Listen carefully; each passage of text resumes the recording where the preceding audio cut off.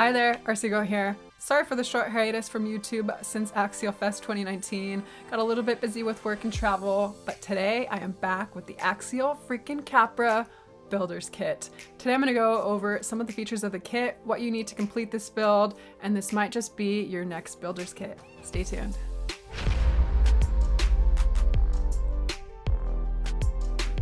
So if you're new to my channel, welcome. Here you're going to find RC reviews, tips and tricks, run videos, flight videos, and other things related to RC. So make sure you guys like and subscribe if you want to see more. Today we're going to unbox this thing. I'm going to show you what comes in the kit, all the components that you're going to need to complete it. I'll put a link to everything in the description box below. I feel like I'm a little bit late to the Capra build game. I've joined the Facebook forums and a lot of people have already completed some pretty sweet builds. I'm going to do a build series on this, so make sure you guys stay tuned for the next video in the series. Okay, let's take a look at some of the features on the exterior of the box. So here we have it. The 1.9 Unlimited Trail Buggy. So people have been saying, oh, this is just another bomber, but there are a lot of different features that separate this from the bomber. First being the size of the tires. This is a 1.9 size tire. The bomber has 2.2. This kit too, to mention, it doesn't come with tires. It comes with the rims, but you're gonna have to get your own tire and foams. And it does come also with some lighting, so you're going to get a cool LED light bar. They're not going to be as bright as some of the My Trick RC stuff that I love, so I might be upgrading to a My Trick RC kit at some point. It comes with a servo horn, so it's not a completely metal servo horn, but it does come with this metal insert. It says that it comes with a 23-tooth servo horn. Got your ESC receiver tray. It also comes with some pretty cool realistic interior features and the little heads, the little helmet guys. And you're going to have your grill and your headlight buckets. It has a little bit of a Wraith style look to it, the 1.9 Wraith. Comes with stainless steel pivot balls and really nice 6mm stainless steel links. Large bore aluminum shocks. These look a lot nicer than what came in my SCX-10-2. I actually do have upgraded shocks from ot6 Racing in the mail, so I might be upgrading those at the outset, but these look pretty nice. Universal axle set. It also comes with wild bore drive shafts, and I think I might be upgrading these out of the box, but we'll see. One of the cool features of this kit is that it has portal axles. I'm sure you guys are well aware. What it is it has gears in the end of your axle where your wheels attach, and it elevates your axle off the ground a little bit, gives you a little bit higher clearance to be able to clear some of those rocky features. It does elevate your center of gravity, so I know people are kind of on the fence about whether they like this or not, but I kind of do. We're going to have to trail test it, of course. Another new thing is that it comes with a dig transmission, and I was like, what the heck is dig? I've never heard of that before. It's a feature where you can switch between four-wheel drive and front-wheel drive. You are going to have to get an additional micro servo to be able to use this feature. I did end up getting a micro servo, so I am going to test out this feature. It does come with plastic bead locks. It doesn't come with tires, but it does come with the bead locks. Let's see, what else do we want to talk about? Here's some of the dimensions if you guys are interested. It's a 12.5-inch wheelbase and not for children under ages 14. So phew, good thing I'm older than 14. What you're going to need to complete it is a 3-channel transmitter, a servo receiver, electronic speed control, electric motor, micro servo for the dig feature. You're going to need tires, LiPo batteries, your charger, AA batteries for your transmitter, and paint. So it doesn't come painted. The panels are going to be clear, and you're going to have to paint it yourself, which is, I think, is the fun part. Now we're going to unbox this. Let's take a look inside the box.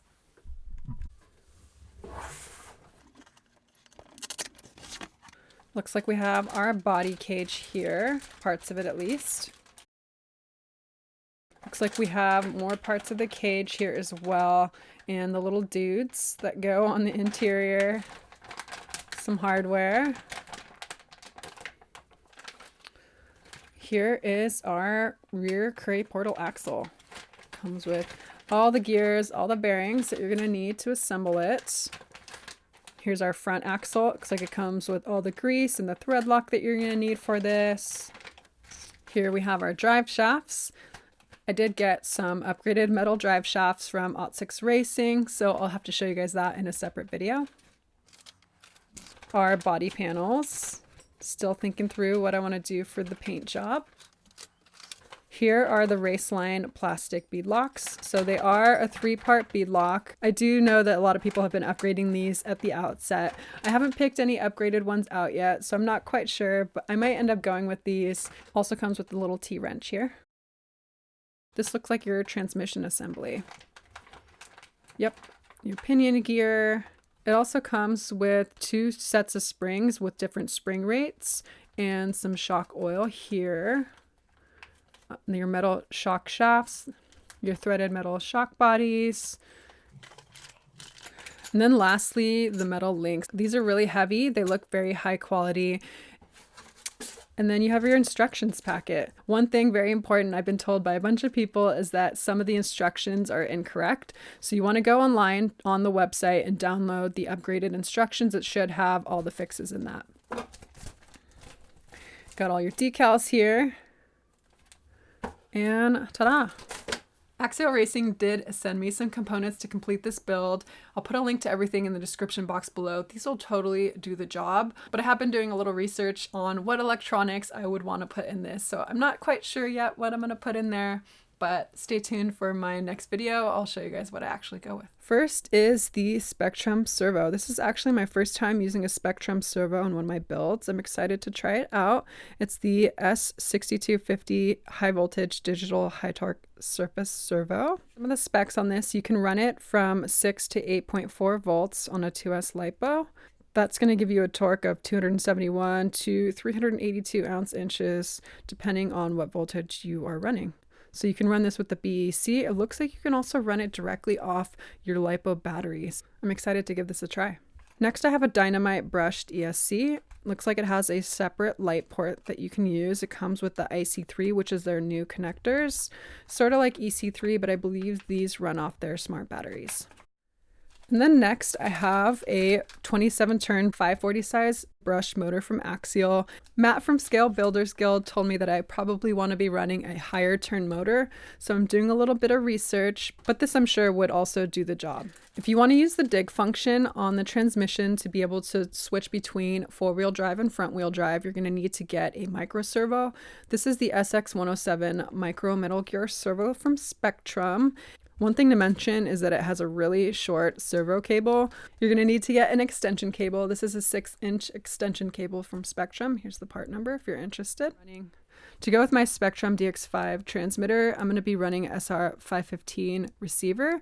I run these in most of my rigs. 5-channel receiver from Spectrum. They are a little bit pricey, but 5 channels gives you a lot of freedom to do some really cool stuff with your builds. If you want to light up your rig, I got the Axial LED light set. So this comes with 2 white, 4 white, and 2 red lights. Lastly, we're going to finish off this build with a Reaction 4000 milliamp 50C discharge rate LiPo battery. This is a 2-cell. It is a pretty specific LiPo battery compartment, so I'll put the dimensions on the screen so you guys can see what LiPos would fit this. So that is it for the unboxing. I'm looking online to get some inspiration for a cool paint job. Still not quite sure. I'm kind of thinking of like a color blocking type of thing, maybe with 3 colors, something kind of simple with like jagged edges. Are you guys building a Capra too? Let me know what you guys are doing to your rig in a comment below. Would love to hear from you, get some inspiration for my own build myself. Again, sorry for the hiatus from YouTube. I know it's been a while. Got a lot of stuff in the pipeline. Been getting back into flying. I just got Real Flight 9. Just got a new charger that I'd love to share with you guys. And I have a RC motorcycle on the way too. It's gonna be super cool. So stay tuned for the build series. Stay tuned for some more content coming your way. As always, make sure to like and subscribe. I'll see you later.